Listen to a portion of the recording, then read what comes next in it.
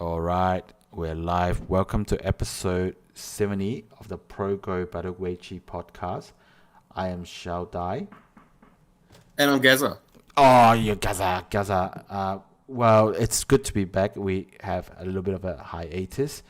And we did have a little bit of an issue with the live stream, but I believe the live stream is on right now. So is the Samsung Cup, Gaza. We're going to start talking about the Samsung Cup, which is a international tournament.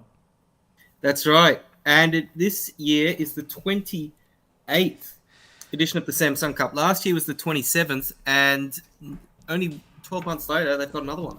Yeah, just like clockwork. But this year, something very interesting has happened, or actually a large number of interesting things has happened, according to me. Well, this is a field of 22, so 32 It's actually players. 32 Yeah. because it is a 32-player tournament. Yeah, 32-player tournament. And what I'm looking at in the picture, if you can see the visuals, is the field, is the 32 players that are participating in this year's Samsung Cup. And Yes, a wide collection of players here. You've got some with hair, yeah, some with light shirts. yep. And interestingly enough, all of the players are wearing shoes this year, which is, a nice touch. What do you mean, Gaza? Well, I mean, Don't they always wear shoes? well, it's really Okay. personal preference, but Okay, sure. Now, Gaza, we have a very special player coming on to playing in the Samsung Cup. His name is Yoda Norimoto. I believe he won the first Samsung Cup. you are correct. He won the inaugural Samsung Cup in 1996. Amazing. And if you can see the visual, you see that he's completely blocked off the face of another person and one of the other players. So I can't actually tell who the 32nd face is. But I think there are a few notable things about this Samsung Cup. I would guess that it's a. Oh no, I was gonna guess it was Kim Yun Ji, Yep, but Kim Yun Ji is on the other side of Park Chun Hwan. correct. You can see that. It could be Shin Min Jun because I know that Shin Min Jun is quite a short. Shin Min-jun. fellow. Yeah. Okay. Yes. Yes. And this picture also reminds me. Made me realize what is the importance of kind of organizing all the people in the photos by height in a kind of harmonious way, because this is not the way they have arranged the people is not really what I called very organized, because you have the tall people next to the short people next to the tall people, and then so it looks like maybe a row of all the piano keys. Yes. And You also have 15 at the front and 17 at the back. my Gaza, I couldn't believe you can count that fast. But let's just say that the other really special thing about this Samsung car, I think, is that there's actually quite a few women players here, Gaza. There are 3 women players. Yeah. Now, under the current regulations, there is 1 spot for the Korean women, Yep. 1 slot, exclusively for Korean women, and 1 slot exclusively for Chinese women. Yep. So, 2 spots for women. However, this year there are 3 women because Choi Jong qualified through a different method, being she made the Final 4 last year. Ah, amazing. And the Final 4 players in the previous edition of the Samsung Cup get an automatic spot Yes. in the next edition. So that's why there are 3 women Yes. in this competition. Actually, last year there were more women because there were 2 wild cards, Right. and both of those went to women. Right. Yes. So there aren't more women than usual, but yes, there are 2 Koreans, 3 women. Yeah.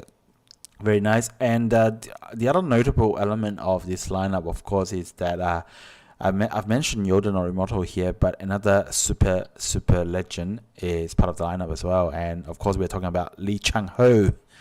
Yeah, Lee Chang-ho, he's the first player in the back row. Yes. So he's participating in this. Of course, Yoda and Lee have quite a bit of a rivalry throughout the late 90s. And so... Yes, Yori Norimoto, in fact, famously beat Lee Chang-ho to win Japan's only ever Nongshim Cup. Yeah, I still remember the commentary for that game. It was an amazing game that Yoda Norimoto has played. Not only that, I think in that Nongshim Cup he also beaten quite a number of Chinese players, including Kung Jie. So quite a performance by Yoda Norimoto. Yes, definitely a legend. Yes. Imagine if they were to play each other in this year's Samsung Cup. Yeah. Although I do believe they actually played each other last week in a seniors tournament that Yoda Norimoto, not only did he win the game, but he won the tournament. Very nice. So, interestingly enough, of the 32 players in the Samsung Cup, Yoda Norimoto is the most recent to win a title. Okay, that's just quite crazy there. Now, another notable player in this lineup is, of course, there's a someone who doesn't look alike from the others. That would be probably you, because she's wearing a red neck scarf. Yeah, that's who you're talking about, right? I actually no, I'm talking about this fellow to the right, maybe right next to Xiao Hong. Yeah. Oh yes, Ayama Yuta. Yeah, he's a very famous Japanese player. Yeah. He used to hold all 7 domestic titles at the same time, but he is still looking for his first world major title. Well, actually, that's who you're talking about, right? No, actually, this guy is actually to the right of Xinghao Hong on that photo. So there's 4 players right to the right of Xinghao Hong. Andre Kravets. Oh, Andre Kravets. Yeah, yes. What's he doing here? Yes, he's Ukrainian player, and he's actually the reigning European champion. Amazing. Now that it's interesting that he's in the field because currently under the current system, there aren't any qualification spots for players outside Asia. That means North America. That includes North America and Europe. Yeah. There used to be, it used to be possible for them to participate in the open qualifiers. Yeah. But now they don't have open qualifiers anymore, and there's actually no qualifying spots available for North America and Europe. However, Andre Kravets was given a wild card. Yep. To participate in this Samsung Cup, which was an interesting choice because usually the wild card goes to a player from the host nation. But in this case, they took some initiative, invited the European champion, and I think it was a great decision. Yeah, and unfortunately for Andre, he cannot be the first player of European heritage to win again at Samsung Cup because that happened quite early on in the Samsung Cup's history in the second edition where, believe it or not, Yoda Norimoto lost to a certain player from Germany. Oh, yes. I don't remember his name, but a German player who sadly passed away. Yeah. But yes, one of the very first European professionals. I'll look up his name. Yeah. So I think it's Hans Peach or something like that. Yes.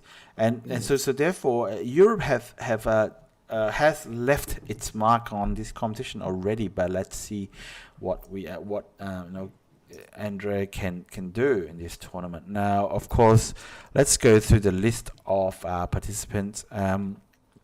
Surprise, the 2 players in masks. One is Shin Jinseo and the other is Byung-sang-il. I guess when I say surprise, because they're strong players, not because they are wearing masks. But and then what we have on the left is Lin Xiao, Lee Chang-ho we've talked about.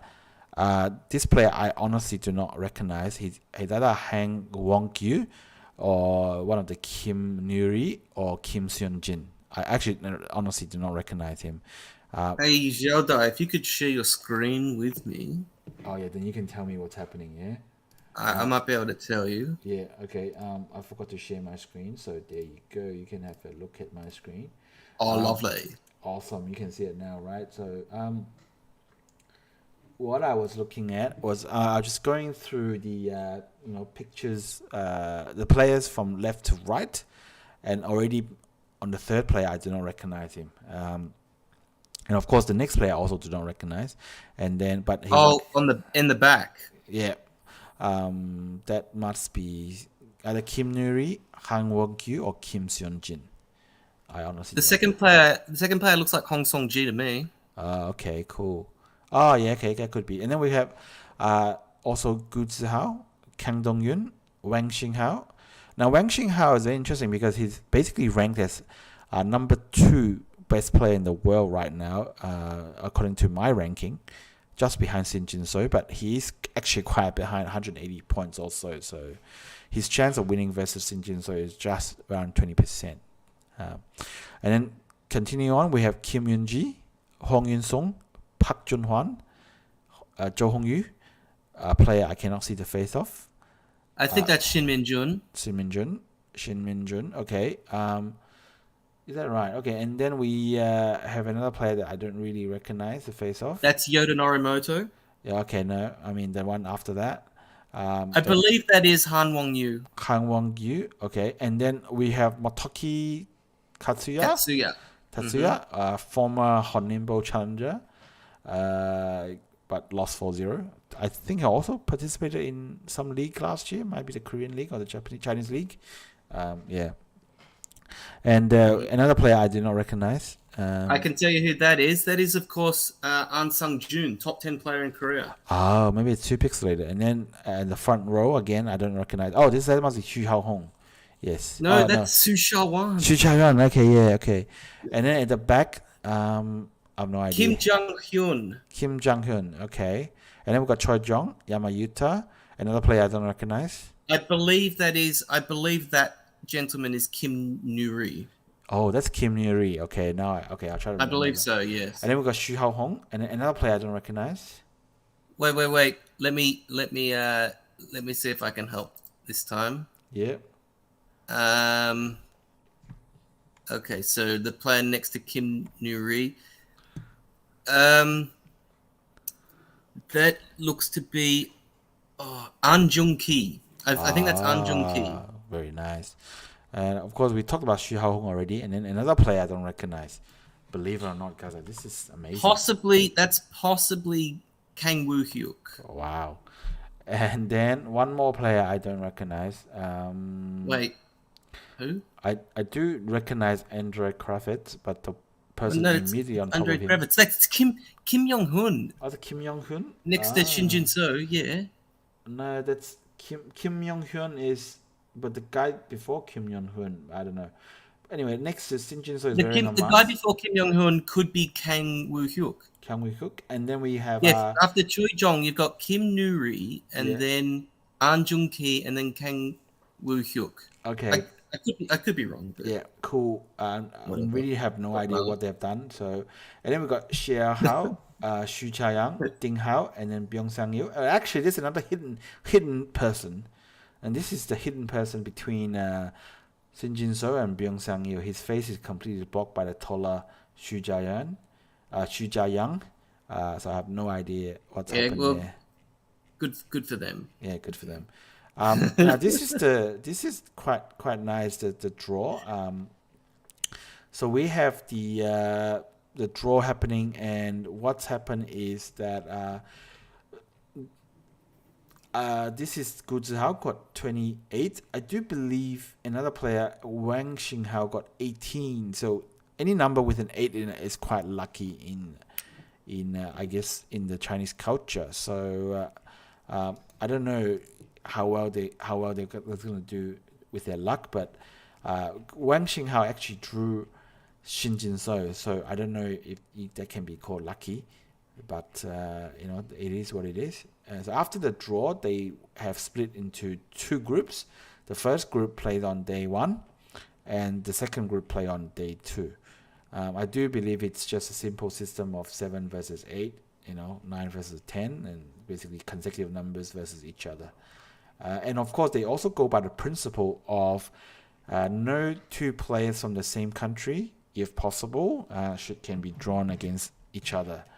Meaning that, in this case, they have I think around 17 Korean players. So they have no choice but to draw 2 Korean players together. But otherwise, they will try to avoid drawing players from the same country together. So yes, and I can confirm that the player between Byung Yun and Shin Jinseo that was hidden is Kim Seung-jin. Kim Seung-jin. Okay. That's Yes, one of the youngest players in the field, 17 years old. Yep. So, Gaza, let's look at the pictures from the first day and discuss some of the results. Oh, I love pictures. Yeah. Oh, Gaza, I forgot to mention. In the field of 32, there is, let's just say, a very notable absentee. And this notable absentee happens to be a 4-time winner of the Samsung Cup in the. Yes, Lee Se-dong. Oh, what? Okay. The other 4-time winner of the Samsung Cup. Oh, that's right. Yes, we should have mentioned Kerje didn't qualify for the Samsung Cup. Yes, and this is the first time Kerje has missed the Samsung Cup, I believe, in 8 years. And can you believe it? And he's... No, I can't. I genuinely can't believe it. Like, yeah. Just 3 years ago, Kerje won the Samsung Cup. And of course, he famously teased Shin Jinseo after he's won it. Now, let's look at some of the ratings, okay?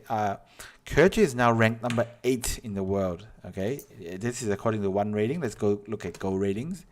So Kerje is really, really outside of the top 3 now. Now, Kerje is number 6 in the Go ratings, okay? So Kerje is definitely on his way out of the top, 2 spots in the world. I mean, it used to be Kerje was undisputed world number 1, I would say, for maybe a couple of years. And then... Oh, yes, absolutely. During, from 2016 to 2018 or so, undisputed number 1. Yeah, I would say so. And then, Shin Jinseo came out, and at first, Shin Jinseo wasn't really holding up much of a fight to Kerje, but then... no, he had the... But he was... Shin Jinseo became clear Korean number 1, but he still took him a bit longer to prove himself internationally. Yep, 100%. But now Shin Jinseo is still clearly number 1. Park Jun-hwan is arguably number 2, but Kerje is just definitely outside of the top 3 now, even by looking at the objective ratings. So, and Kerje is outside of the top in China. He's now 2nd in ratings. Number 1 is Xinghao. So it could be. You could say that he's probably not the 2nd best Chinese player anymore either. No. It's quite incredible. 3 years ago, he was the Samsung Cup champion. Yeah.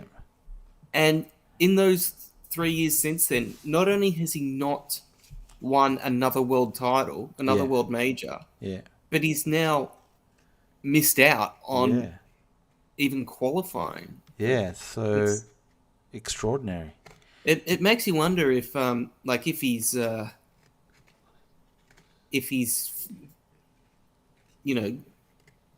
not gonna get back to the levels that he used to be at. If this is genuinely the end of the Kerje era. Yeah, I mean, it's a very, very real possibility.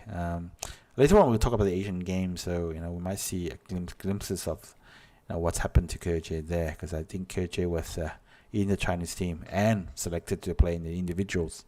So now, Gaza, let's look at some of the matchups, and even some of the people taking notes of the Kifu is quite notable. Is that Hyo Seo-hyun, who's recording? Is that actually Hyo Seo-hyun recording the Kifu between Yama Yuta and Kim Young-hyun? It looks like her. It does look like her.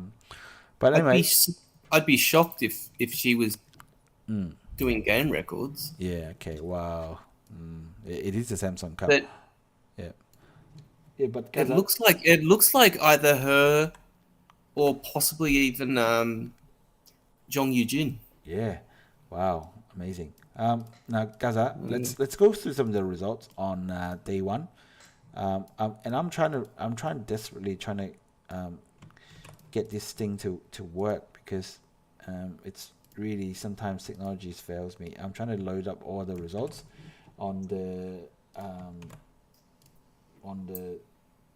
computer to show you. But good luck with that technology, huh? Yeah, technology. Now, Gaza, let's look at the day 1 results. I'm just gonna run through the results and have the pictures right next to it. Now, day one, which is the 16th of November, what we have is Yoda Norimoto versus Wang Yu.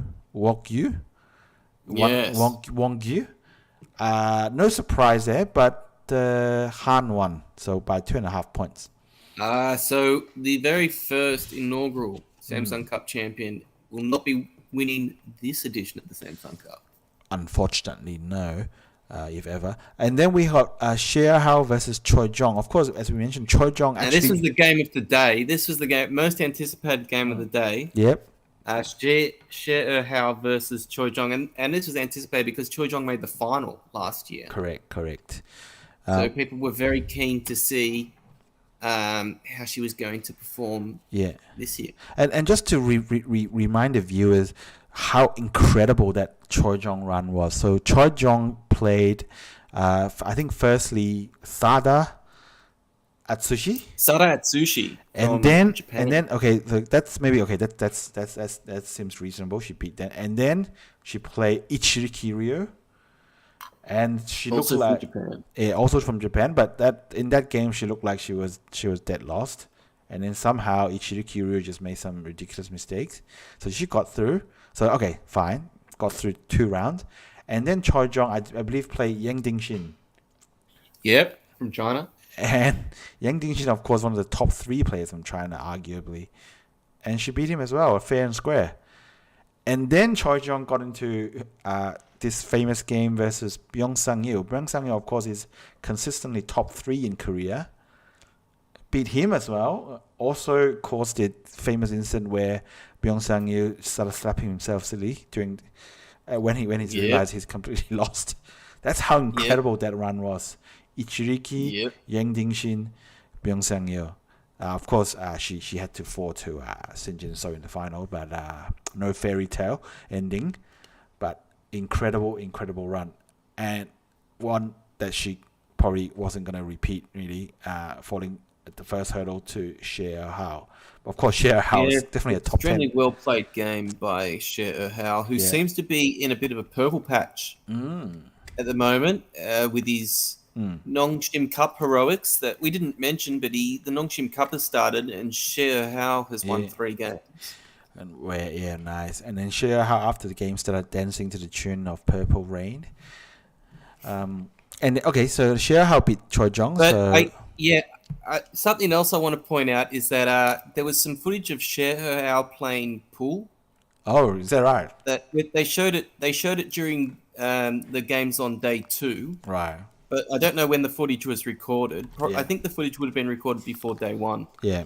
But let's just say that it's pretty clear that Xinghao spends most of his free time playing Baduk, not pool, because he was really bad. You mean he completely miscued? He missed the ball. It's wait, I'll see if I can guys, if you do find that footage, that footage is too good not to share, okay? So now we're moving on. We have another women player, Kim Yun-ji, facing off Huang Yun-song from China. Now, I guess on paper you would have to favor Huang Yun-song, but I do believe Kim Yun-ji did put up a decent fight at least. But it wasn't good enough. I watched that game. It was a good game. Yeah, it was a good game, but Huang Yun-song just ended up just being better. Won the game. Yeah. Now, the next game, Andre Kravitz versus Park Jun-hwan. I think pre-game, people really were saying that this is going to be a bit of like a sure win for Park Jun-hwan, and I guess really the game didn't really have much in the way to disprove that, because Park Jun-hwan did win that game quite convincingly. It was it went as expected, but something that I was thinking about. Yeah. To me, if you were to give someone all 8 games of the first day, without telling you who the players were, I think you'd actually have a bit of difficulty to figure out which one was Andre Kravitz. Right. And I don't think he played too badly. Yeah. He was never going. To be honest, he was never going to win. But he played He played well enough. Yes. Gotta respect that. I do expect that with AI and training with AI that players from all around the world will just improve and be able to take on some of these big guns like Taiwan has done. Now the next game is of course Kang Dong-yun versus Zhou Hongyu. I don't recall seeing the key view of that one, but how would you describe Zhou Hongyu's performance there, Kaza? Oh, it was great. Yeah. She had her chance. She actually had chances during the game. Yeah. Kang Dong-yun's experience ended up prevailing, but a good effort by Zhou Hongyu. Yeah. Good effort. I think she actually in the game had some chances. And then we have, is it Kim Nuri versus Motoki? Mm-hmm. Yes. Now, Kim won this game. So, yeah. Yeah, well done to him. I believe this is his first ever world major. So, yeah. Yeah, getting a win in your first world major is always, never a foregone conclusion. Yep. Now, guys, I do remember watching a Taiwanese streamer talking about his predictions for the game, and he was very dismissive of Kim Nuri. He was saying, I never heard of this guy. Motoki, yeah, I've heard his name before, so I think it's Motoki's chance of winning this game is 80%. Yeah, well, let me tell you, this Taiwanese streamer, what's his name? Never heard of him before. Yeah, good. Yeah, so I think this Taiwanese streamer is, not worth listening to. So whatever. Yeah, no, but he's quite entertaining. But I sometimes listen to him. Now, whatever his prediction was, I mean, it does. I guess the point is that Kim Nuri is quite, I just say new. Okay, and not many people have heard of him. Oh, yeah, he's not in the. I don't believe he's in the top 100 in the Korean rankings. Sure. Now I wonder about what age he is. Now I wonder how old he is. Maybe he's very young. I can tell you how old he is. Yeah, tell me. Wow. He is 29. Ooh, okay. So, okay. Well, I mean, I can't blame the Taiwanese streamer, but I mean, surely he. Well, but now, yeah. I could. Well, sure, he's a streamer who doesn't do his research. No, fine, whatever. I think it should be very clear now. If you look at the statistics that I'm sorry to say, but it does feel like that the Japanese players, especially in international tournaments, are not in the same league as the Koreans and the Chinese players. So yeah, and I think even some of the Japanese players like Ichiriki Ryo would even say as much. Yeah, I think he did actually. So and then we have Kim Seung-jin. Again, I can't say I have heard of this guy too much. Well, Kim Seung-jin is a very young player. Like I said, he's 17. Yeah. I expect him to be. I believe this is his first ever world major as well. I think that we'll see him in a few more. Yeah, and then he's playing against, I guess, a big name in Japan, Xu Chaoyuan, and guess what? Xu lost. And I do believe the Taiwanese streamer also made a similar prediction in this one, just based on the fact that he's never heard of this Kim Seung-jin. And of course, Xu Chaoyuan is the title holder in Japan. But well, interestingly enough, Kim Seung-jin is in the top 50 in Korea. Very nice. So this Taiwanese streamer maybe should do a little bit more research. I don't think he does any. I think he just goes off by gut feel. Yeah, not surprised. Yeah. Now, and then the last game of the day, definitely not least, one that I look forward to very much, Yama Yuta versus Kim Min-hyun. And unfortunately, I had some stats for Yama Yuta. Okay. And if you look specifically at world majors, so you don't include things like the Kuksu Mountains or the Nongshim Cup, or the Asian Games, just the world individual majors.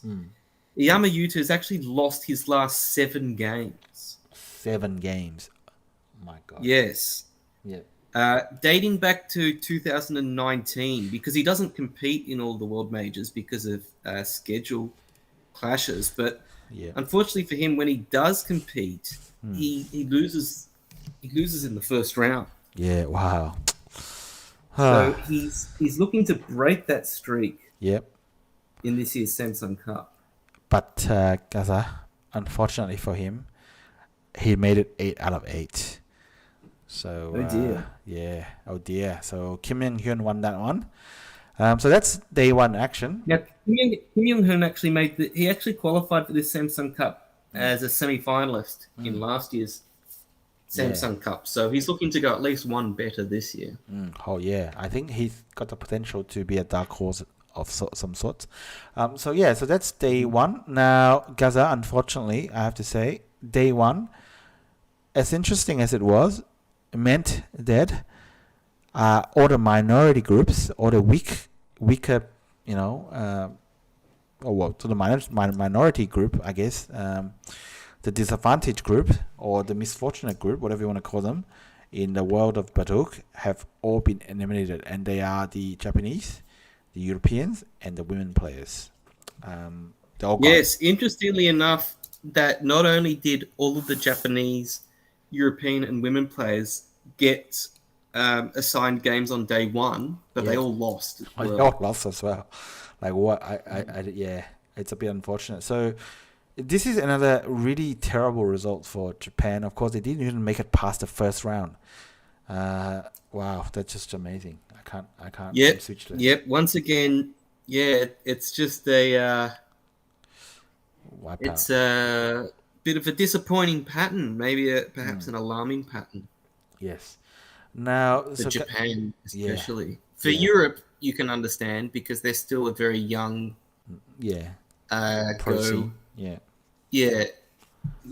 Community that perhaps doesn't really have the sort of full-time commitments that Korea, Japan, and China are able to afford. But Japan used to be top of the world, and now they're distinctly outside the top two nations. Yes, I think sometimes. There's no argument there anymore. Yeah. Unfortunately. Now, of course, what we're looking at here is also some pictures of the Samsung Cup games. Now, it's actually just played in a room, even though it's one of the biggest tournaments in the world, like where a bunch of people are playing in a room. And I do believe some players are playing on stage in some kind of school-style stadium. And those, I believe, are the games that are being broadcasted. The rest are just basically sitting in some kind of nondescript office area or classroom area, with a few tables. They are big rooms, though. They're big rooms. But but of course some are played on stage, as I said. Now, this round in the second day, of course, I would, for no doubt, the biggest game is Shin Jinseo versus Wang Xinghao. Of course, people have big hopes of Wang Xinghao. He looks like to become the leader of the next gen for China. Definitely one of the up-and-coming players. He's already the leader of the next gen for China. Yeah. Yes. And he's up against Shin Jinseo. And unfortunately for Wang Xinghao, you have to say, Shin Jinseo was just too good. Yes, it was an interesting game, though. This was the game that I followed live. Wang Xinghao made one minor inaccuracy that was actually quite. I mean, for a human, it was quite natural move, but it did have an inaccuracy that obviously Wang Xinghao missed, but Shin Jinseo spotted it. Now. You're probably not going to go through the Kifu, but no, it was basically Shin Jinseo managed to strike once Wang Xinghao made a weakness, and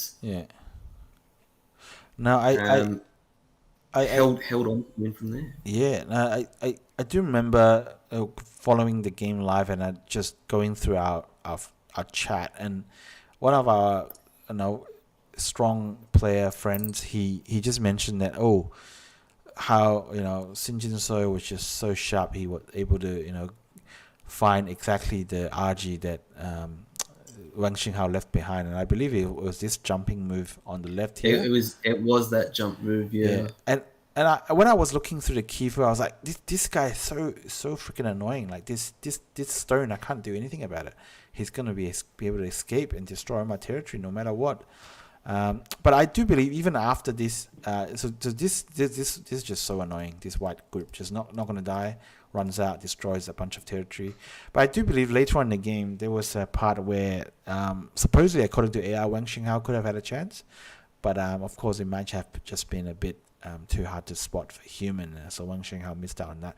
So I guess even though, by the way, that Taiwanese streamer predicted a Wang Xinghao win as well, so also didn't happen. So yeah, but I do also believe this might have been Wang Xinghao's second or third international.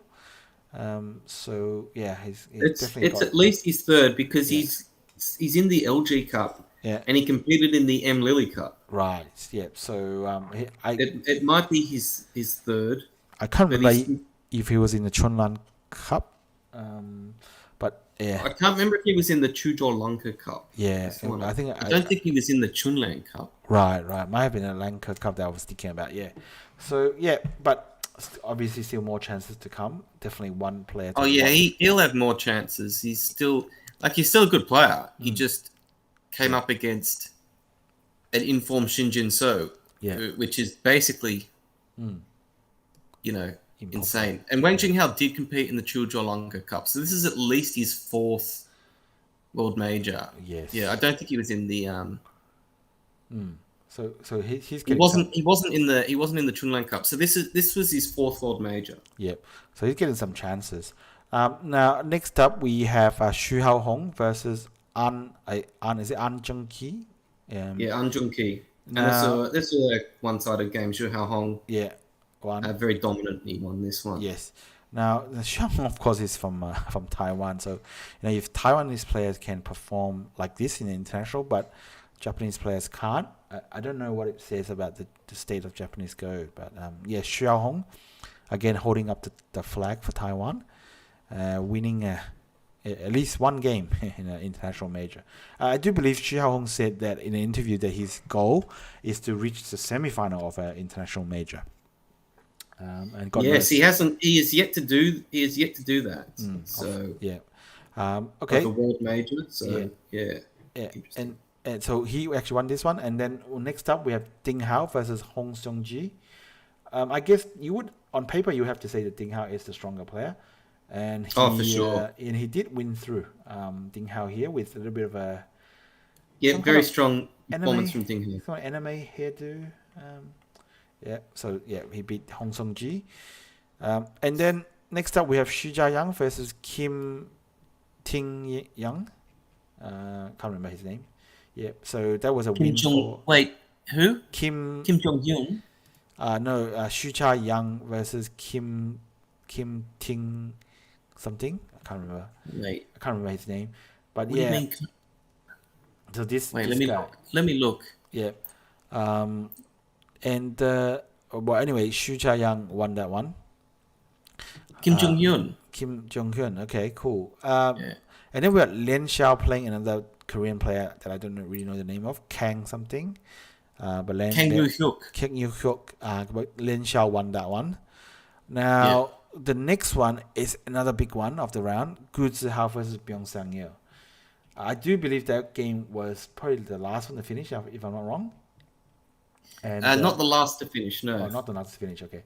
But it ended up being a Yosei battle, and according to the commentary, Gu Zihao was already almost dead lost, and he somehow managed to come back from this and beat Byung Sang-yeol. I guess Byung Sang-yeol is maybe a bit unlucky to have drawn a player as strong as Gu Zihao in just the first round, but their game could have been a final game, but whatever it is, Gu Zihao continuing his good form just reversed an impossible game versus Byung Sang-yeol to make it to the next round. So Gu Zihao by half a point over Byung Sang-yeol. And then another exciting one, Lee Chang-ho versus Shin Min-jun. Who would have thought? And this one was the last one to finish. This is the last one. And who would have thought that Lee Chang-ho almost won this? He only lost by half a point. Yeah, I to thought he was Shin going to Jinseo. win. Yeah, amazing. So I wish Li Chang'o had won, but Shin Min-jun was just Yeah. that little bit better. Goosey Howe's game was also a half point Yeah, finish. yeah. Well, And the last one, but not least, is Tan Xiao versus An Cheng-jun. And An Song-jun. An Song-jun and Tan Xiao won that one. So Tan Xiao recently seemed to have found some form and is doing reasonably well. So that's the day one wrap. All the 16 players. Sorry? That was day 2, mate. Oh, that was day two, but all one means round one. So that's all been done and dusted. And of course, after the game, they've done the draw, and these are the 16 players and the matchup. Let's quickly go through the matchups. And as I mentioned, they've redone the draw. Now, first one, Shin Jinseo versus Xu Haohong. Believe it or not, they also met in the Asian Games, which we'll talk about next. So could be a very interesting match. It's definitely some kind of grudge match there for one of them, Shin Jinseo versus Xu Haohong. And then we have Kang Dong-yun versus Xu Jiayang, another one of those games that I can't really easily pick the winner, but probably Xu Jiayang has got the better chance there, I say. Kang Dong-yun and Xu Jiayang have played 3 times in the past. Kang Dong-yun has won all 3. Oh wow, amazing. So that's that, and we've got Shin Min-jun versus Gu Zihao, another massive game. Yes, Gu Zihao currently leads 4-2 in their head-to-head. Which statistically speaking, 2 versus 4 could well be just 50-50. We don't know. Yep, but it's not. It's not? Okay. Got Kim It's Seon-jin. 33%. Yeah, I'm talking about hypothesis testing. Kim Seon-jin versus Ding Hao. I guess. Yeah, as you might expect, they've never played before. Okay, sure. I think it's actually a really interesting distribution of ranks, Gaza, on this one, because most of the 16 players who have made it this far are 9 dans, except for 2. And the 2 players who are not 9 dan are, one is Kim Seon-jin, and the other one is Kim Nuri. So there we go. The next up, which is going to happen on day 2, Monday. Oh yeah, is Kim Myung-hyun and Hwang Yun-sung. I guess Kim may be slightly better. They played once before. Hwang Yun-sung won that one. Nice. And we've got Kim Nuri versus Lien Xiao.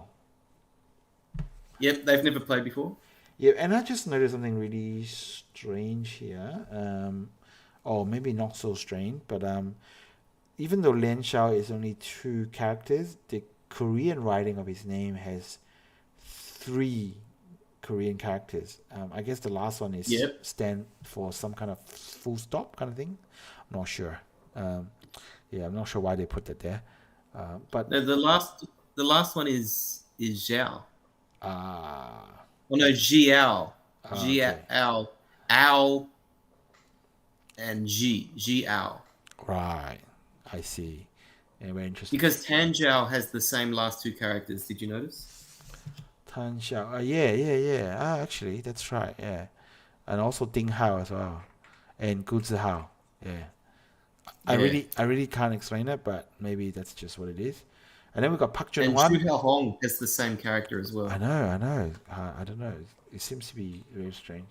Anyway, we've got Park Jun-hwan versus Tan Xiao. Park Jun-hwan. Yep, they're both 2 of the more senior players in the last 16. They've met 17 times before. Yep. Tan Zhao has won 4 of those. Oh wow. Okay. And then we got Han Wogyu versus Chia Hao. I noticed he has the same last character as well, Chia Hao. Yeah, so interesting. Yep, so, they've never played before. Yep. So very fascinating battles to look forward to, and can't wait. And the good thing about Samsung Cup is gonna run over just a couple of weeks, I believe. So we're gonna see the winner. Unlike these other world majors that take months, or Yeah. in the case of the In Cup, years Yeah. to finish. Yeah. Samsung Cup finishes in a matter of weeks, so Yeah. you don't need to Yeah. wait around. Yeah. So I do believe it says that the last possible game is on the 28th of November. So yeah, just another 10 mate. days. Yeah. So we're gonna find out who the winner is, and that person is Shin Jinseo. Not only Okay. the winner, but the 31 losers. Oh yeah, amazing. Okay, so that's the Samsung Cup. Can't wait, as I said. But Gaza, I guess we might want to spend a little bit of time after that to look at the Asian Games. Oh, Gaza, I forgot to ask you. Did you have anything else you wanted to mention about the Samsung Cup? Oh, did I? No. Do you have? No, you don't have. Okay, good. Maybe we can just focus a little bit on the Asian Games, which was concluded, believe it or not, almost a month ago now. The Asian Games. That was the stuff that we talked about in the last podcast. Yeah, we said we were gonna do a follow up next week. And we didn't. That's before I started to move house, and didn't have the time to do any of this stuff. But I can't really remember where we left off. But guys, I guess the most important one out of the whole of the Asian game is the. We left off. We started with the preview of the men's event. Yep. And then. Yeah. Okay. Well, that was it. That's it. Okay. None of the games had been played. Yeah. Well, I guess. Yeah. Okay. So I mean, no surprise. The first few rounds, I believe, was just in the individual event was just the other countries. Was it? It wasn't a knockout. It was some kind of Swiss tournament, wasn't it? There were six. Six it was rounds. Split into two groups of six. Yeah. Two groups of 8, was it? I can't remember what it was. Yeah. It was split into two groups. Yeah. And it was round robin. I don't think it was Swiss. Okay. Let me just quickly check. It might have been round robin. Yes. I have some very two groups of 9, in fact. Yeah. 2 groups of 9, and they played 6 rounds. So it was Swiss. Oh, okay. Oh, 6 rounds. Oh, okay. Yeah, 6 rounds. Mm-hmm. 2 groups of 9, and the top 4 in each group moved on to the quarterfinals. Yeah, and guess at which point it was straight knockout, including the final, which was 1 game. Yeah. So given that 4 make it to the next round, I mean there's Korea, Japan, China and Taiwan in split over each of these groups. So guess what?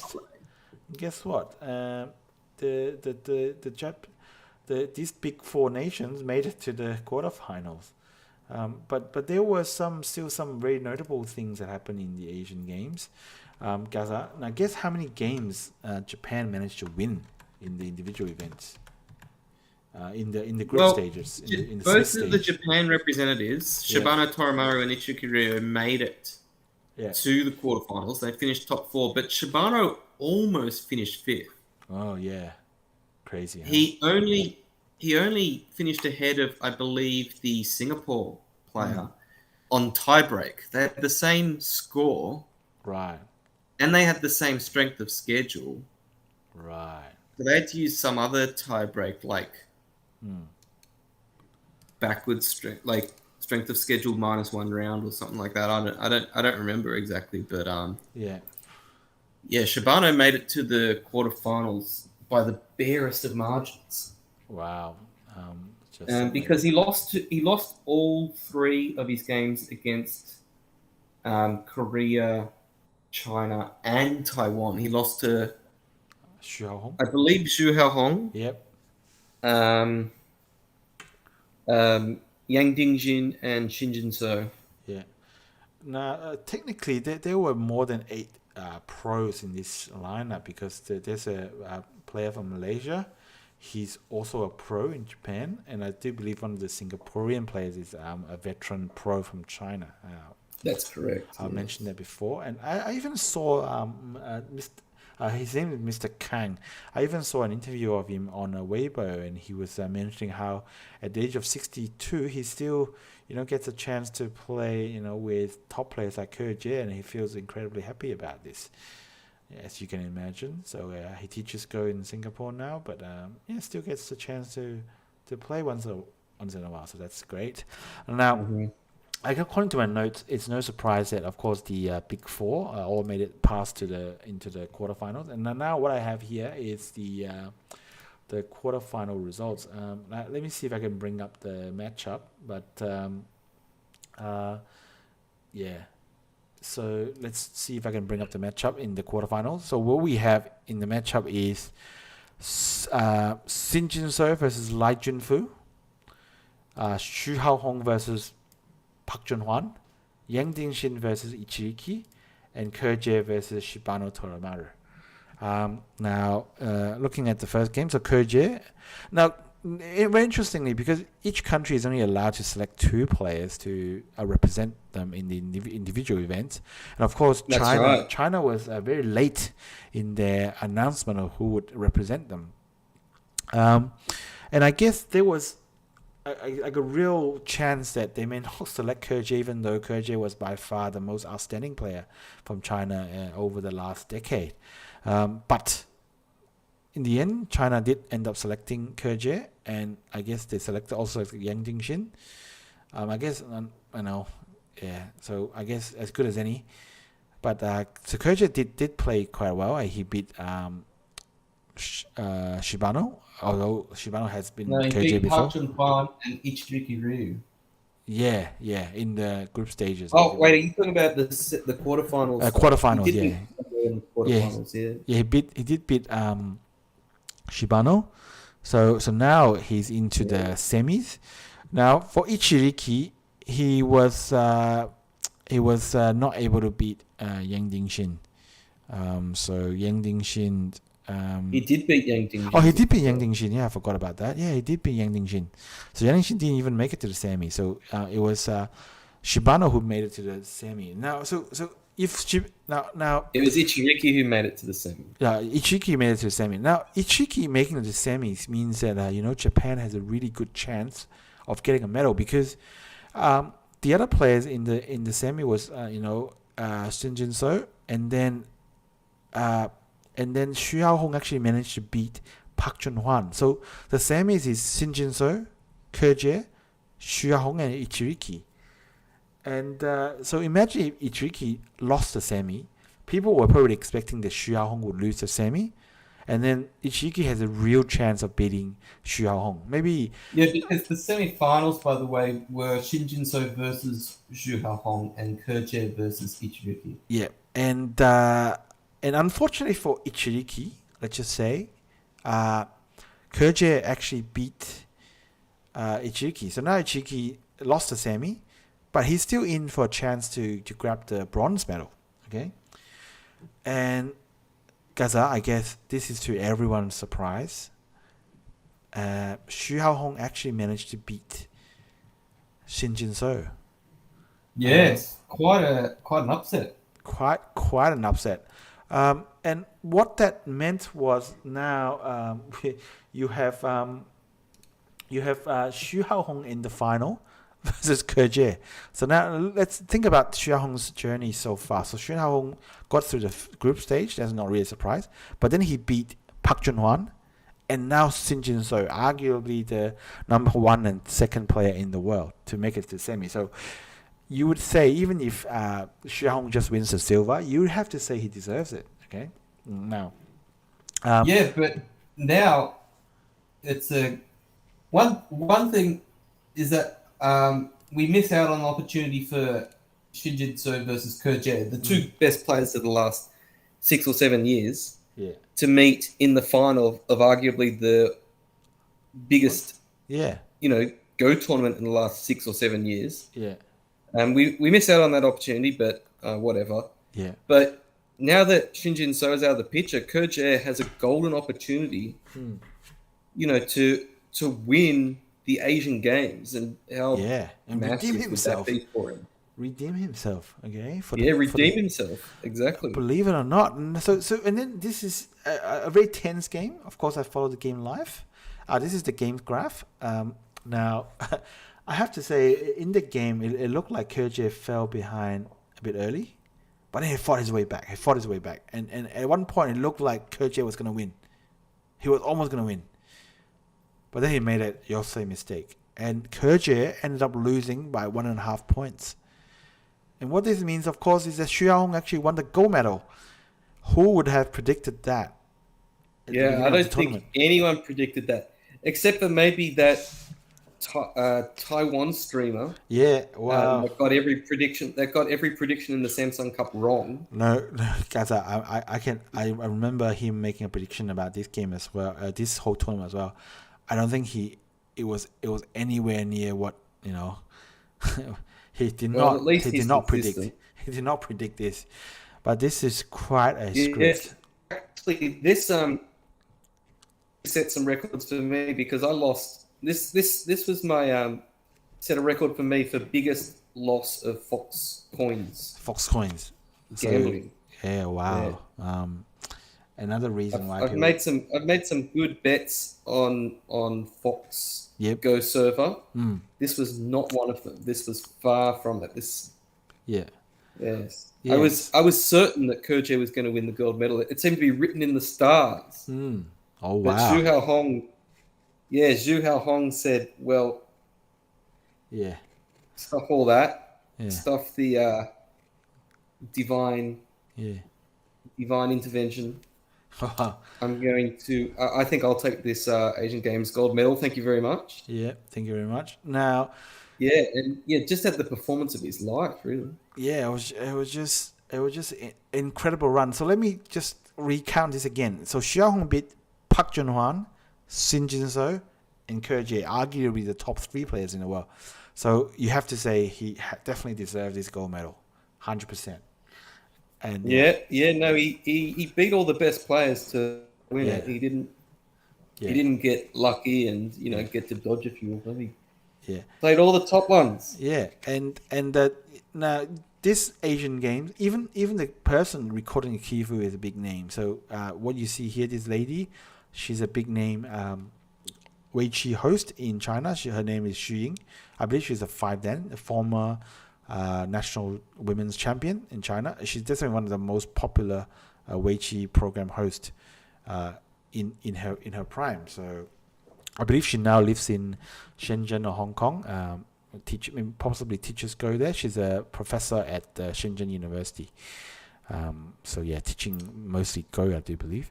So therefore Ichiki, even though he had a chance of getting the bronze medal. Oh yes, Ichiriki.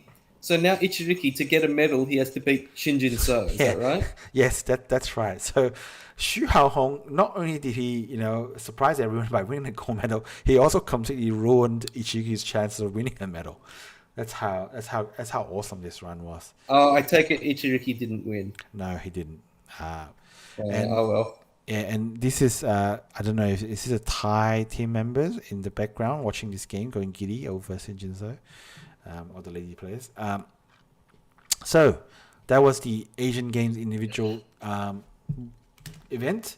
I can't recall, Gaza, if we have too much reporting on the other events, but maybe we should quickly go through the results. Asian Games women's tournament. We do. Well, there are 2 more events. In the Asian Games for Weiqi. One of them, and they're both team events. One of them is the team event women. And the other one is the team event men. Now these team events, the individual event was played first in terms of the calendar, and then the team events were played at the same time. As each other. So the individual was played from the 24th to the 28th of September. The team events started on the 29th and they finished on the 3rd of October. The women's team events were there were 8 teams, I believe. 8 women's teams, and each team had 3 players. Yep. Well, technically there were some teams had 4 players, but 3 players played in a round. Yep. The way it was structured was each match between 2 teams was 3 games. And whoever won the most games, whichever team won the most games, won the match. Now, they played 5 rounds, so Swiss pairings, and the top 4 teams of the 8 teams played in the semi-finals. And the semi-finals was 1 match, and then the final was 1 match. Yep. So the 8 teams in the women's event was China, South Korea, Japan, Taiwan, Hong Kong, Thailand, Malaysia, and Mongolia. Now, the top 4, China, Japan, South Korea, and Taiwan, they were the only teams that had pros. Yep. I'm pretty sure. And they had all pros. They were 100 pro. Is that right? Or did Hong Kong also have pros? The Hong Kong women's team Hong Kong women's team had a couple of pros from China, who migrated. They had a couple of pros from China. Okay, I think so. I do believe so. And so, they were teaching. Yeah, so Hong Kong may have had a couple of pros as well. Yeah. But Mongolia, Malaysia, and Thailand didn't have any pros. While you're sorting out the sound, Well, that sucks. Yeah, no, I couldn't hear you for the last 20 seconds. But I think what's happened was that basically, maybe I'll just quickly go through the results. What happened was that, believe it or not, the Chinese team managed to beat Korea, the women's team, 2-1 in the final. Gaza, can you try to say something? See if you're back. Can you hear me? Yes, I can hear you now. You're back now. Gaza, you're saying? Yeah, so the first thing I wanted to mention is that the Taiwanese team ended up missing out on the semi-finals. They came 5th. Yeah, crazy. The Hong Kong team finished 4th, but you could argue that Hong Kong had a more favourable draw because Hong Kong, they only had to play. They had to play. Who did they play? They played Mongolia. They played China, Thailand, Korea, and Malaysia. So they got to play Malaysia, Thailand, and Mongolia, the 3 weakest teams. Yep. Taiwan, they had to play Korea, China, and Japan, as well as Malaysia, and who else? Mongolia. So they didn't play Thailand.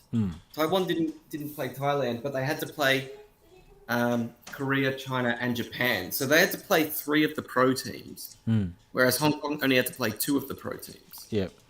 So perhaps Taiwan had a slightly unlucky draw. Yep. But still, perhaps their best bet to make the top 4 was, to beat Japan. Yep. And they failed to do that. They actually lost 3-0 to Japan. So yeah. Oh wow. yeah, they just in the end it didn't work out for them. And you have to wonder whether I was hoping for better from Liu Yuhua and Yang Zhuchuan, but oh wow. yeah, it didn't work out. And Didn't work out. Yeah. in the end, Hong Kong made the semi-final. The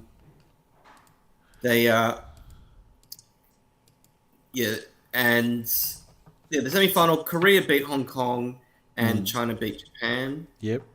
So the final, as you said, was China versus Korea, and probably the game of the tournament for the women's event. Yep. Was in the final. Ou Jin versus Yu Zhiying. Just an incredible game. It looked very early on like Yu Jiying was going to have a comfortable victory. Yeah. But then Ou Jin, she dug deep and she fought back. Yeah. And slowly but surely, she made the game even. And then she took the advantage and ended up winning after an exhausting battle. Yeah. And both players, got up from the board from the game. It was the last game to finish, and they both got up, assuming that game had decided the result. Like Ou Jin. Yeah, Ou Jin ended the game thinking that she'd won her team the gold medal, and Yu Jiying ended the game thinking that she'd lost her team the gold medal, only to find out that the other two Chinese players had won anyway, so the game didn't matter. and I guess the incredible thing was Choi Jong also was in the final, of course, and Choi Jong played Li He.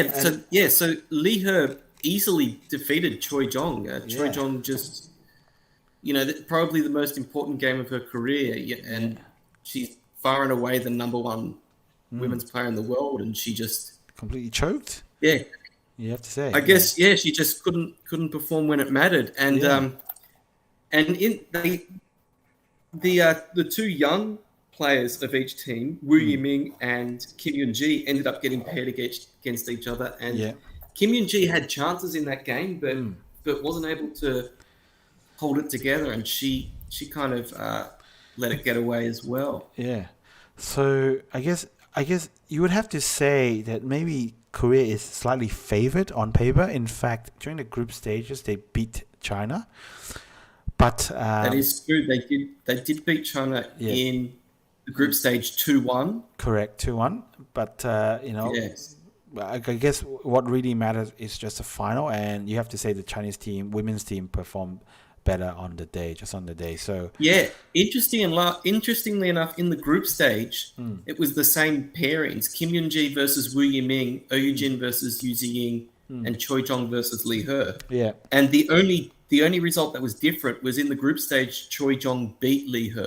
Yeah. But then in the final, Choi Jong lost. Yeah, and I guess it's incredible that you said the best game was Yu Jiying versus Ou Jin, but of course from the Chinese media perspective, the Li He game versus Choi Jong was the big one because it was just so unexpected. But whatever it is, China. And that ended up being the only game that Choi Jong lost in the entire tournament. Yeah. Like what a time to have your first loss, huh? Yeah. Oh wow. And I think in the men's game, I can't actually remember the details. I just remember the men's. I mean, not to be sexist, but the men's was more exciting for me because there was a bit more on the line for the Korean team in the men's event. Yeah. Now to go over a little bit more detail, the men's event had 9 teams, and each match was 5 games. Yep. So the women had 3 games per match. The men had 5 games per match. Yep. Now the teams had up to 6 players. So some teams had a reserve, right? So you could rotate. You could rotate through the matches. And instead of 5 rounds in the group stage, they had 6. They had 6 games Swiss, and once again, the top 4 made it through to the semi-finals. Yep. Now, in this case, there weren't as many upsets. Korea, China, Taiwan, and Japan all finished in the top 4. But interestingly, Taiwan did beat Japan in the group stage. Yep. Let me just quickly... If I'm not wrong, the score was 4-1. They actually beat 4-1. Yeah, they actually won 4-1. Incredible. And interestingly enough, the only player on the Taiwan team to lose... the one player on the Taiwan team to lose was Zhu Qing'en, the very young player. Yeah. He lost to Ayama Yuta, the veteran for the Japanese team. Sure. Yeah. But interestingly enough, Susha Wan was playing for the Taiwanese team, despite the fact that he plays in the Nihon Kiin, in the Japanese professional scene. But he's a Taiwanese player, so he represents Taiwan, and he ended up beating Sada at Sushi in the group stage. Very nice. Yep. But the other notable thing was that Team Korea, I believe, not only did they win every match in the group stage, but they almost won every game. Only Byun Sang-il lost one game, I believe. Right. Yep. Yeah. And that was to China. Let me just quickly check. Oh no, okay. For some reason, it says on Wikipedia that he won in the group stage. I'm pretty sure he lost though to Zhou Chenyu. Okay. Yep. Yeah, but other than that, all of the other Chinese players, all of the other Korean players won every game that they played in the group stage. Yep. And then the semi-finals was Korea versus Japan, and that was a 5-0 whitewash to Korea. Yep. And China versus Taiwan, and that was 4-1 to China, with only Xu Haohong winning for Taiwan. Yep. Then in the bronze medal match, so it was a rematch between Japan and Taiwan, and Japan actually ended up winning this time. Yes. Very nice. Xu Haohong, he won his game for Taiwan, but I believe the other four, Japan won the other 4 games. Yeah. So I think, and then the final was Korea versus China. So yes, that's a big one. Korea needed to win. Yeah, Korea needed to. Well, yeah, both teams really wanted to win this. China wanted to win the men's team event because it's Weiqi and it's a Chinese. It's being hosted in China, so they want to win at home. Yeah. For the home fans. Yes. Whereas Korea, they probably had an even bigger reason to win. They wanted to win to get military exemption. Right. Yes. So basically, all Korean men have to do military service, but you can get exemptions. Now, one exemption is you can either win a medal at the Olympics, or you can win a gold medal at the Asian Games. Yeah. So for these players, this is their one and only opportunity to get military exemption. Now, technically, Shin Jinseo had an opportunity to get military exemption in the individual, which he missed out on. Yep. But the team event, for everyone else, it was their only shot. And well, let's just say that almost all of them played as if they were fighting for military exemption because they put on a clinic against China. The Korean players, in world majors, they may falter here and there. Yep. Most of the players, but when it came to the Asian Games with military exemption on the line, it was all business. They had their game face on. Yeah. Kim Young-hun disposed of Zhou Chenyu. Yeah. Park Jun-hwan, defeated Meijin. Shin Jinseo,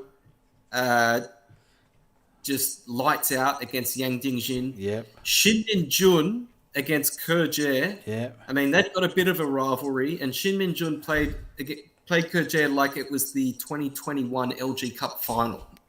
Yeah. Ke Jie had no answer to Shin Min-jun's ruthlessness. Yeah. Byun Sang-il actually lost. Yeah. The one player to lose a game in the group stage, he also lost in the final. He lost to Lee Ching-chen. Yeah. But it didn't matter because South Korea won 4-1 against China. Yeah. Absolutely incredible performance. All of the players except Byun Sang-il had a 100% record. Yeah. And incredible. in particular, Shin Min-jun won 8 games. The only player to win 8 games because there were 6 group stage games and then the semi-final and final. All of the other players took a break. Yep. Because there was actually a 6th player, Lee Ji-hyun. Yep. Their reserve. So he would come in usually against the weaker teams. And replace someone like Shin Jinseo or Park Jun-hwan. But Shin Min-jun played in every single match, every single round, and he won all of his games. Yeah. So just incredible. What an effort. And it kind of makes sense because there's a little bit of a secret here, a little bit of a surprise here, and it kind of explains perhaps why Shin Jinseo played every round. He was the only Korean player that was actually playing for military exemption. Yeah. We were saying that this whole team was playing for military exemption, but it's not quite the case. To be specific, you can see the 6 players there from left to right. Yeah. We've got Byun Sang-il, Lee Ji-hyun, Park Jun-hwan, Shin Min-jun, Shin Jinseo, and Kim Young-hun. Yep. Now, if we start with Park Jun-hwan, he already had a military exemption because he competed in the Asian Games 12 years ago, the last time it was held.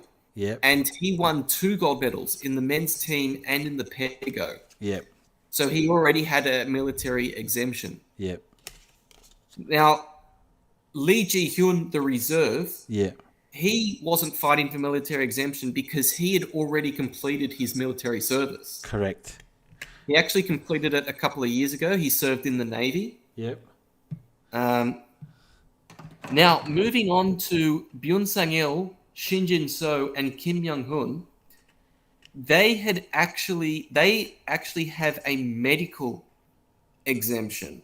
It turns out, right? From they did a fitness test, right? In the past, I don't know exactly when, but they all did a fitness test and they failed it. So basically they had a medical exemption, which means they didn't have to do the physical military service. Right. Okay. But I believe that they were still in line to do some sort of clerical duties. Yeah. Something like that as part of the service. Yeah. Okay. Which they now have an exemption. So they now have an exemption from that. Nice. But they were never going to do the physical service. Yeah. Shin Min-jun was the only one who had no exemption whatsoever. Yeah. Prior to the Asian Games. And and now he was the only one technically fighting for full exemption, and he got it. Yeah. And but he certainly did his part. He won every game that he played, and he played every game that he could. Yeah. Now, of course, if Korea wins the gold, then China, that means China's won the silver. Now, I do remember watching an interview of Kerje after the games, and he was teary-eyed, and he was like, I made the same mistake I have made in the individual final. I thought I was going to win, and then I just, slacked off a bit, and I ended up losing. So, wow.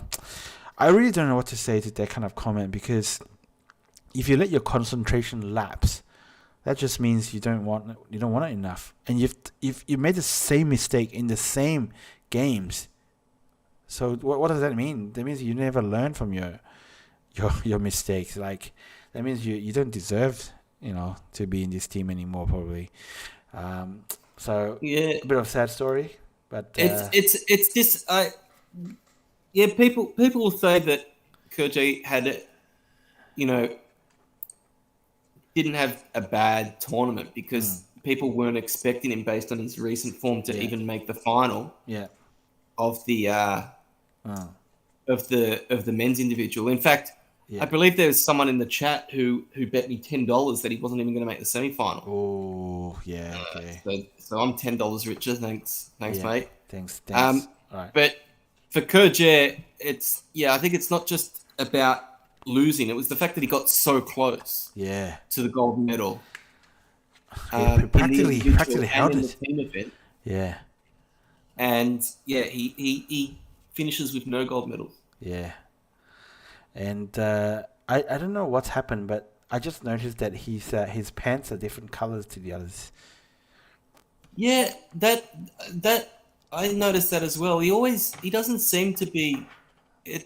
I don't want to draw too much from it, but it reminds me of that other time when there was that Chinese tournament and all of the players were wearing sort of traditional clothes except for him. Yeah, he was wearing designer clothes. It's like he just doesn't.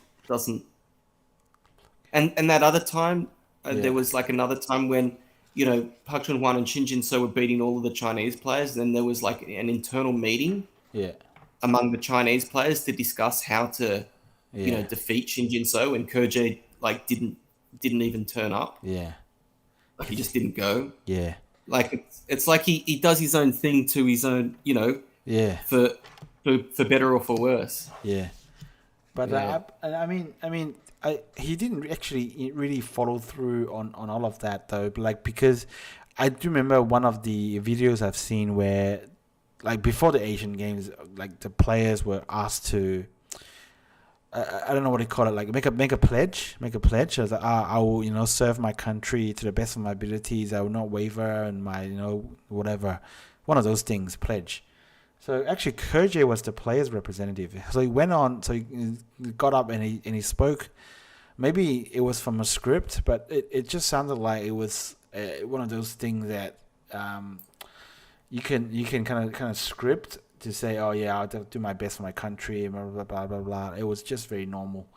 But then he does seem to do his individual things, have a little bit of individualism. A lot of that. Now, guys, the other topic I want to discuss on the Asian Games, apart from Kerje, is of course this top bloke over here, Mok Jin-sok. Of course, we know him as the Korea national team coach. And I guess the online discussion was that given Korea's abysmal results in the Asian Games, whether he should be sacked. By abysmal, I mean Korea have won 1 gold and 2 silvers. Maybe they were expecting 3 gold, but what do you think, Gaza? Should he be sacked? Well, I think that's a harsh criticism considering the performance. Just isolating the performance of the men's team, I think that in itself is enough for him to keep his position. Yeah. Said, like the men's team in the team event, 5 of the 6 players had a 100% record. Yeah. And even if you just look at like Shin Min-jun, Kim Young-hoon, and Lee Ji-hyun, because they competed exclusively in the men's event and won all of their games. Yeah. Like that's a very difficult thing to do. They had to play China twice. Yep. I believe they played Japan twice, and they played Taiwan once. Yep. And Byun Sang-hae was the only one to lose a couple of games. Yeah. That's extremely impressive. Yeah, the women's team definitely should have won, and it was disappointing that they lost. Yeah. And but it's I think that especially looking at the Asian Games as a litmus test for a manager or a national team coach, I think is a mistake. There's a lot of more luck, I think, in the Asian Games compared to World Majors. Mm-hmm. Especially when you've got 1-game finals, things like that. Yeah, I think that the performance was adequate. It was below hopes. It was below hopes, and it was certainly below potential. They had the potential to win 3 gold medals, 100%. But it was not. It was by no means a failure. Yeah. I thought those comments were a bit harsh, but I am pleased to announce that, as far as I know, Mok is kept his job. Okay, is not. I should say though that they should continue to look for ways to improve. They shouldn't just rest on their laurels. Yeah. They certainly should look to get better and get a strong players in the team and look for ways to improve their practice methods and whatever. I don't know. I've got no idea what professional coaching is like. But I think they're doing fine. Yeah, and I guess the biggest surprise was just Shin Jinseo losing the semi to Xu Hong. But otherwise, they could have won 2 gold. Yeah, that's just 1 game, and he only barely lost. And like, if you want to be real pedantic, he did play black in that game. Yeah, and it is with Chinese rules. Chinese rules, yeah. Yeah. But other than that, Shin Jinseo won 15 games and he lost 1. So make of that what you will. Yeah. Well, so that's the wrap of the Asian Games. I sincerely hope that it won't be another 12 years before we see Weiqi being featured. And I just want to say, I want to point out two more things with the Asian Games. Yeah. Firstly, can we have a look at, in the group stage, Korea versus Japan in the men's event, Shibano versus Kim Young-hoon? You mean the Kifu? Yeah. Oh wow. I'm not sure how quickly I can find that, but keep talking if you. Yes, please look for it. I did ask you for this before the podcast, but whatever. That's Okay. cool. Well, I mean, I might have completely forgotten about that. Oh no, that's all right. Well, I'll talk about the other thing while you look for it. Yeah. The other thing was, I think it was really disappointing, the coverage of the Asian Games. I do recall we weren't entirely clear as to the sort of coverage it would have. Yeah. As you know, with the World Majors, well, at least the Korean hosted World Majors, there are live streams. Yeah. That you can watch on YouTube. Usually on Baduk TV or K Baduk YouTube channels. And before they had it, when it was remote playing, they would have the moves on the screens, but now they've got face to face and they've got cameras on the players' faces when they make the moves and all that, and analysis and stuff like that. Live streams of the games, and we weren't sure if that was going to happen here because it's in China. So we didn't know if there would be a Chinese live stream, and it turned out there wasn't. Well, at least not for people trying to follow the games outside China. And in fact, I think in some cases they didn't even have Kifus for all of the games. No. Including some of the bigger games. Yeah. Live Kif. Well, they had Kifus, but not live Kifus, I believe. Yeah. So, it was quite disappointing. It probably wasn't unexpected. Versus Kim Young-hoon in the round 3 of the men's teams event. So there we go. So Gaza, this is the moment that you wanted to talk about. I'm looking at move 67 of the game, and basically at this point, let's just say Shibano's white group is in danger, okay? Because black is one Atari away from basically killing Shibano's white group. One Atari away. Yeah, okay? White needs to do something there. Yeah, so obviously, and white did actually do something, but white chose to do something really quite odd actually. It didn't really protect the Atari at all. So, oh dear. So what happened? So black, of course, Atari'd, and the whole white group's dead. I'm sorry. Okay, but Gaza, you would have thought this is the surely contender, well, not like shoe-in for shit moves of the year. 100%. You have to say that. We do have the awards. Yeah, we do have a bad move of the year, and there were a couple of but if you remember, the winner last year was a game between a Yama and some other Japanese pro where they just completely missed a life or death. Yeah. Like they didn't even play it out. Yeah. Like a group was dead, but a Yama's opponent didn't actually realize. They just never even. Yeah. And we were like, we're never going to find something that rivals that. But Shibano comes to our rescue. That's a rescue now.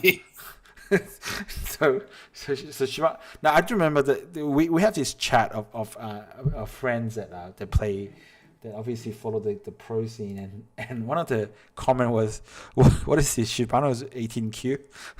So something like that. I can't remember exact wording, but something like that. I wouldn't be surprised if you show me this game and you ask me what is this. I said, oh, just some kind of beginner, didn't see this Atari or something. I don't know, but Gaza. Now, initially in this podcast, we were just gonna talk about the Samsung Cup and the Asian Games, but something came up that was too good. I have to talk about it, Gaza. Okay, but before you talk about, I just want to give a little bit of an update to. Yeah. We mentioned the Ayama Yeah. blunder last year that ended up being the candidate for bad move of the year. The crazy thing is that not only did Ayama win that game that he should have lost because his group was dead, he actually won the entire tournament. Yeah, nice.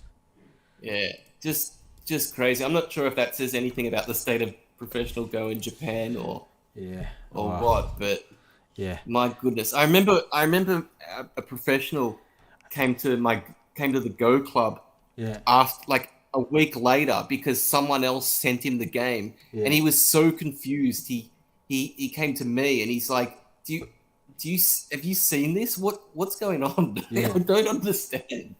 Yeah. Like an actual professional. Yeah. So things have happened. Now Gaza, you would have you would think that this Shibano one surely takes the cake. Yeah, I mean this has got to be bad move of the year. It won't be top. You would think so. You would think so, but Gaza, I'm going to share with you something. Okay, it just happened today. This is in the Chinese in national individuals. Okay, between I saw a Hu Zihao and Wang. I believe this character pronounced Ting. Who's he? How? Hu Zihao and Hu Zihao is white, but this Wang I believe is Shin. This don't quote me on this, but this character I may not know how to pronounce properly. But Mr. Huang. Oh my god! And this is what happened. Move 135. No way. So I do not know what to say. So no way. That can't be real. Is that a game record error? No, it's a real game. and Black resigned after this. Can you believe it? So no way. So you self-atari'd. You think Shibano would win this, but I would say he's a strong contender. Shibano is actually not going to win the worst move award. Yeah, believe it or not. But let's see. We're almost at the end of the year. Let's see if anything even more strange is going to happen. But this was too good. I had to share. You have to find out that black player's name. Yeah. Please, if you can get the information of his name, because that's incredible. Not even I've played a move that bad. Yeah, this is really incredible. So let me see if I can find out his name. His name's Huang. Wait, is that black group? Is that black group gonna die anyway though? No, that black group was capturing the white stones. It was gonna capture the white stones in one. Oh wait, no, it was. Yeah, so he just needed to. Capture. He had the white stones in it, and instead he played. That's even worse. Yes. Oh my god. I know how to pronounce his name for sure now. I think his name is Huang Xin. Shin, of course, is the person who appeared on our podcast, but it's the same Shin, but his surname is Huang. His family is Huang. So Huang Xin. So that's quite incredible. Wait, is he a Jar Leaguer as well? I don't think so. So this the national individuals, right? I do believe it doesn't come with any game fees. So it's basically the second or third tier player. Wait, is this the same Huang Jin that played in the M Lily Cup in like the 4th edition or something? M Lily Cup? I honestly don't remember Huang Xin playing in the M Lily Cup, to be honest. There was a Huang Xin that played in the M Lily Cup and made it to like the quarterfinals. Right. May not be the same person, I suspect, but may not be the same. Yeah, let me look it up, but yeah, this could be contender for no, this isn't just a contender, this is the front runner. Yeah. The front runner. I remember seeing a self-Atari like that famous one from that Japanese Kansai Kiin player. It was caught on camera as well. That one in the NHK Cup. Yeah. Against I think it was Kimiyo Yamada or something like that. Yeah. It wasn't Kimiyo Yamada, but it was his opponent. Mm. And I think this is like the second time I've seen a self Atari in a pro game. Yeah. Oh yeah, actually you're right, Gaza. There is a Huang Xin. It's the same Huang Xin that made it to the same. Well, the same. This is the same guy that made it to the quarterfinals of the MW. So Gaza, I'm now actually I'm not sure because it could just be the guy with the same name, but I'm not aware of two pros with the same name actually. Apart from the Korean, there might be a second Huang Jin. Yeah, well, it's a possibility because Huang obviously is a huge surname in China, and Shin wouldn't be that strange of a name. But even the characters is exactly the same, so it could be the same person. We have to find out. We have to find out. But it might be the same person. So it could be a quarter finalist in a world major has just done this. Okay, he's just. I don't feel so bad. This isn't one of those mistakes where you misread or something. Yeah. He's clearly just put the stone down in the wrong spot. Yeah, that's just incredible. Unbelievable. So, Gaza, after sharing that, I guess that is the end of our planned content for the week. Yep, I got a couple more things I want to mention. Yep, too. Shibano defended his Meijin title. He beat Iyama Yuta. Nice. The same player that he defeated to obtain the Meijin title last year. Yep. Iyama came back to try and win it back this year and failed to do so. I believe it was 4-2 that Shibano won. In game 6, Iyama probably should have won. Yep. But Shibano managed to reverse it. So well done to Shibano. He retains the Meijin. Yeah, and I do remember that people were expecting Yama to win Game 6 because I believe at the end of the day one, it was his win rate was above 90%, but lost to Shibano, I think, and also Shibano.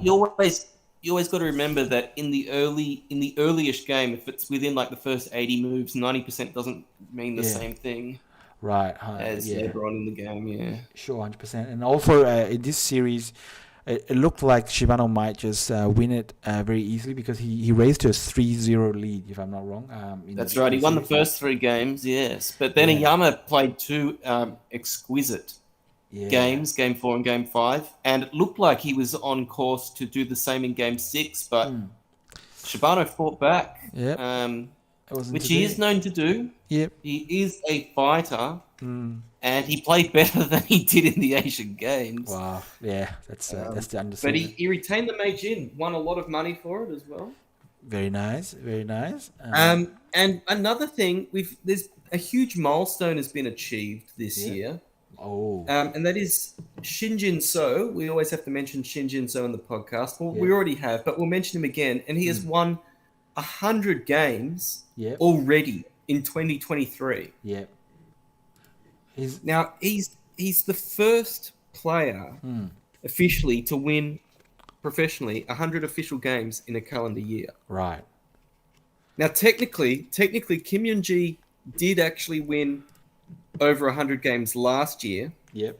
But 24 of those games are in what's called the Korean Professional League. Right. Which is like a league that any Korean professional can enter. Yep. And they play a schedule. They play a set schedule of games. Yeah. But those games don't count towards the Korean records, the Korean yearly records. Yeah. And they're also not worth as many ranking points for promotions and stuff. So, as at the time, Kim Yoon-ji, last year Kim Yoon-ji actually did set a record for most wins, but that didn't include the league. Yep. So the Korean Baduk Association doesn't consider those games for records. So Shin Jinseo doesn't play in that league, so all of his games, count towards the record. And he reached 100 wins. And interestingly enough, his 100th win was against Kim Yoon-ji in the Myungin. Yeah, so the previous record was 94 wins by Kim Yoon-ji last year. So Shin Jinseo overtook that, and he got to 100. Yeah. 100 wins. He's gone past that already. He's actually at 104 wins now, and he could still, there's still some more games to play. He's still got the Samsung Cup. He's got the LG Cup quarterfinals as well. Yeah. Who knows how many he'll end up with, but yeah, an incredible year for Shin Jinseo, and it has been a pretty good year. He didn't win the Chuzhou Lanka, which he really wanted to win, but he did win the Ing Cup. Yep. He also won the Jia League in China. He won the Korean Baduk League. He's won a few Korean domestic titles, and he also won the Asian Games men's team event. Yep. So, very nice.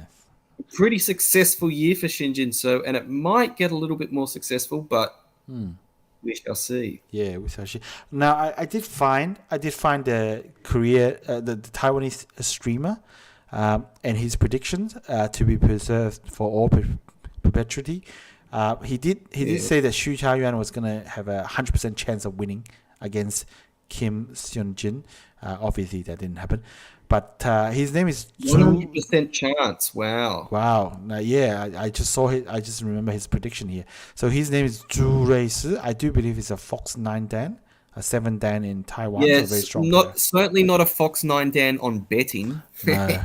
His coins total would probably be very depleted if he follows through with his own prediction there. Yeah. Yeah. Well, if he said 100%, he should have bet all of his coins on Su Xiaowan. Yeah. Wow. Yeah. Gambling is bad. So yeah, Gaza. So that's the let's go look at the calendar, Gaza. Let's have a look. Yeah, Yes. what's on next week? We have the two main competitions. The Samsung Cup, which is actually truly the one that we all look forward to. That's happening all over the next week. And also in China, the National Individuals is on. That's the one that gave us this gem of a move. So that will continue. I'm looking forward to more high quality games from the National Individual. Yeah, can't wait. So I guess that's. I'm hoping. Genuinely, I'm hoping that Xinghao wins. Yeah. I mentioned before Xinghao. I like this guy. Yeah. I remember when he qualified to play in Jia League last season. Yeah, that's right. I was very happy.